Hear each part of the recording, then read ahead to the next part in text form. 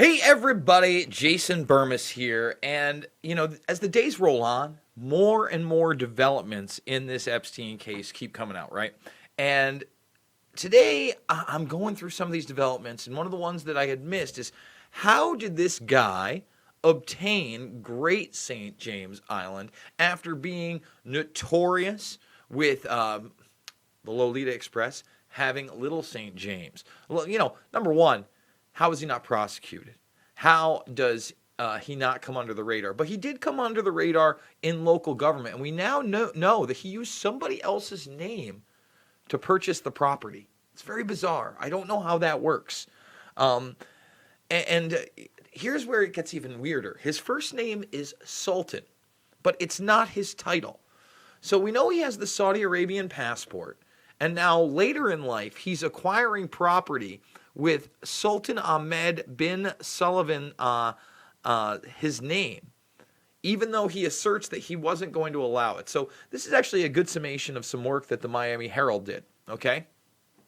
According to records examined by the Miami Herald and McClatchy, and interviews, Epstein set up an opaque limited liability company, or LLC, making it appear in the negotiations that the true owner was one Sultan Ahmed bin Salam, a wealthy Dubai businessman with connections to the royal family, and a $22.5 million deal was worked out. Only after the deal was consummated, the work permits were pulled, did it emerge that Epstein might be the actual owner. It wasn't until his July arrest, however, that he officially declared an affidavit that he owned the second island. Now, it was reported before that he had owned the second island. Okay? So, Sultan Ahmed bin Salman asserted that Epstein made the purchase without his permission or involvement. Now, the question is, was he still a part of this limited liability company with Epstein? That remains extremely unclear.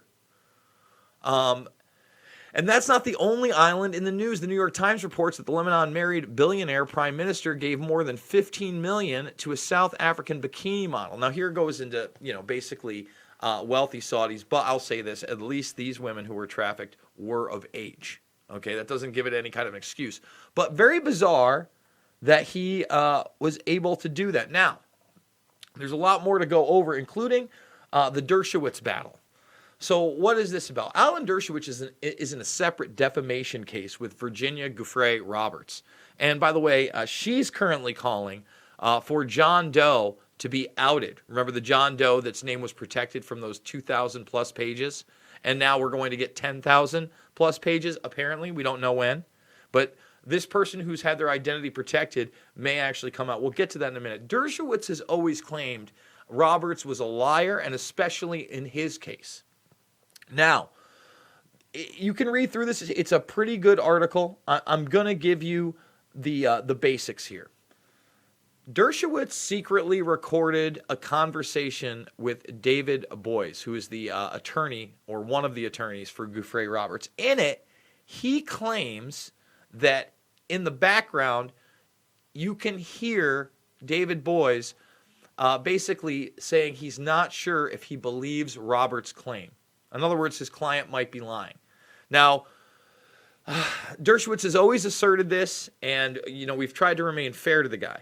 Now, although it's not common practice, apparently he hasn't done anything illegal. Now, the audio also has never been given to David Boies or his attorneys to go over so that they can check exactly what this may be about and whether or not it's transcribed correctly. Now a judge is saying whether or not this is going to be admissible in the court case where Dershowitz basically said Giuffre Roberts was defaming him and sued her, and then she countersued later. Again, so many court cases going on, but we have to keep up on this. Now, as I was saying, Virginia Giuffre wants anonymous man in Ghislaine Maxwell suit revealed. Let me read a little bit of this. Jeffrey Epstein sex slave Virginia Giuffre has no sympathy for an anonymous man who's afraid of being named as part of the lawsuit against procuress Ghislaine Maxwell. And we'll get into her in a second. Here's some of the ones that they do name that she has said. And remember, Dershowitz is among them. Prince Andrew, the late MIT professor Marvin Minsky, Former Maine Senator George Mitchell, ex-New Mexico Governor Bill Richardson. We talk about Richardson a lot here. Money manager Glenn Dubin. And now again, this John Doe. Is it Ehud Barak, the prime minister, that's been alleged to be connected to Epstein that we've seen at his house? I think that's a strong possibility, but it may not be the John Doe that we're talking about. I mean, again, we have no idea. So let's go to, where is it? Here. Why are these people still being protected? You know, we did the video the other day where we went over a 1988 60 Minutes piece where two people associated with Epstein and their own modeling industries clearly were implicated in the trafficking of young girls all the way back then 31 years ago. Claude Hadid and Jean-Luc Brunel. So is it a surprise that Ghislaine Maxwell is not arrested? That Nadia Marcinkova is not arrested? That Leslie Wexner has not been arrested? That Jean-Luc Brunel has not been arrested? That Sarah Kalin has not been arrested? That Leslie Groff has not been arrested? I don't know that it's that surprising. It's upsetting. I'm not happy about it. It's something we definitely need to pay attention to. But now, saved the oddest thing for last. So we're talking about $1/5 billion here. $1/5 billion. And he somehow made this with a new startup after the financial crisis and registering as a sex offender and losing his quote-unquote biggest client, who I believe was Wexner at the time. Okay? Think about this right now. Remember, he reinvents himself as somebody who's in the tech industry. He's always constantly reinventing himself. You know? He's a teacher at Dalton. All of a sudden, he's Bear Stearns. Where Dalton, he's like a tutor and a teacher. Then he's Bear Stearns. Then he's a globalist. Then he's associating with Adnan Khashoggi and Prince Andrew, arms dealers. Now he's in the tech industry and in the mid-2000s throughout and after he's been convicted. Let's take a look. The late criminal financier Jeffrey Epstein made more than $200 million after he made the career switch from financial services to DNA research. Financial statements and other filings obtained by the New York Times showed the financier had no problem rebounding from various issues that plagued him. The 2008 financial crisis, losing his biggest client, Les Wexner, and registering as a sex offender. No problem. Just rolling with the cash after.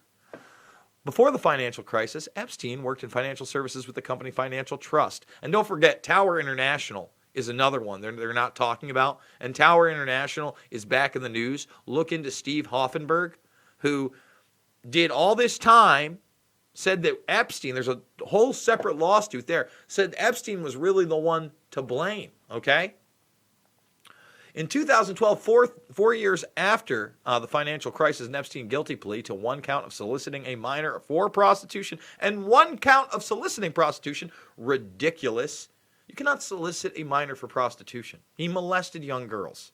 And there were 30 plus cases. And remember, when they keep saying minor, he worked out a deal where it was a 16-year-old and everybody thought it was a 14-year-old, but after the fact they found out it was a 16-year-old, they're still not really reporting in the mainstream that in 30 states he did not have to register as a sex offender, including New Mexico, where Governor Bill Richardson was there and is in Genie Energy and is a Clinton associate and has now been named as a pedophile.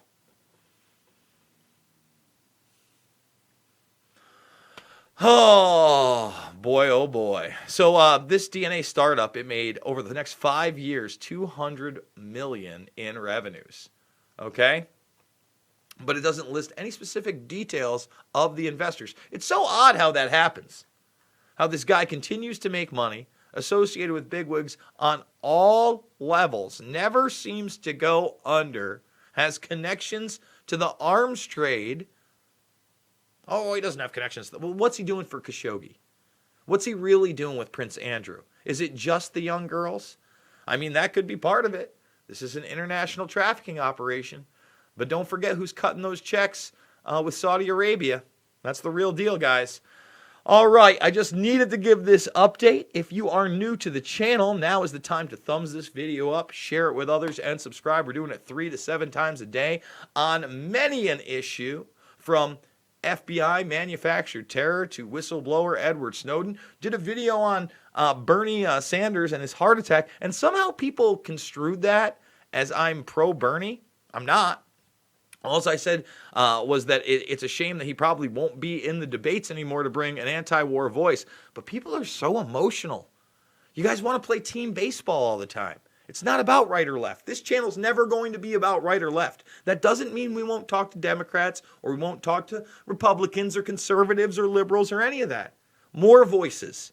So if you like that sort of thing, again, thumbs this video up, share it, sub, join the Burmese Brigade, and if you can, $5, $10, $15 means the world to me. We want to hit that $5,000 goal this month. I'm pushing for that. I don't like putting my hand out, but guys, this is how I'm doing it. And I'm trying to do it strong for y'all about subjects that matter like this one. When the mainstream's kind of ignoring it and putting it on the back burner, I want to put it in the front. Thank you for that super chat, Nick Waits. Hang in there, Jason. Ever get tired of repeating yourself? I don't. No matter how many times you say the facts, they only sound more unbelievable. Listen, I know a lot of the stuff that I talk about overlaps, but we have to keep repeating it because until something's done, the only reason that the Epstein thing came to light is because so many people kept repeating, hey, this is really effed up. So we'll see in an hour whether I come live at you from the streets of Oneonta. There's a possibility that a kindness station will be up there from a very good friend of mine. I'm going to show you how you can make a difference in your community and how my friend is making a difference almost every week. So I love you guys. Thank you for tuning in. I'll see you on the flip.